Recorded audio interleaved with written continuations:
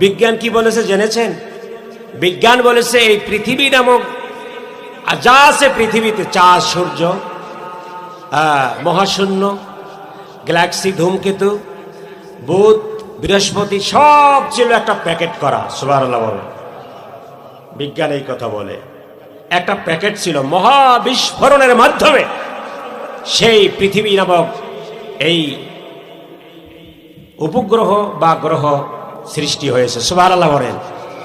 এ কথা আল্লাহ পাক বলেছেন আরো 1500 বছর আগে। সুবহানাল্লাহ বলেন না ভাইরা আমার?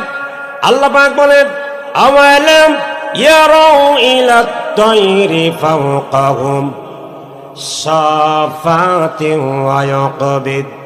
আল্লাহ পাক বলেন আওয়ালাম ইয়ারাল্লাযীনা কাফারু আন্নাস সামাওয়াতি ওয়াল আরদ কানাতা রাতকান ফাফাতাকনাহুমা।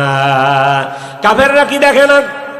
পৃথিবী, আসমান, সূর্য, চাঁদ, বুধ, বৃহস্পতি, যত গ্রহ উপগ্রহ আছে আমি আল্লাহ রাব্বুল আলামিন এই সবগুলোকে প্যাকেট করে পানির উপরে রেখেছিলাম।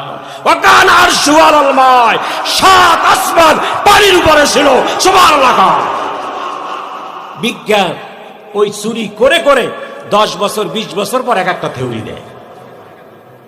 ওই যে হুজুররা বলে না সব কোরআনে আছে, আল্লাহর কসম যদি কারো কোনো প্রশ্ন জানার থাকে বিজ্ঞান নিয়ে আপনি দাঁড়ায় প্রশ্ন করেন, আমি কোরআন থেকে জবাব দিই।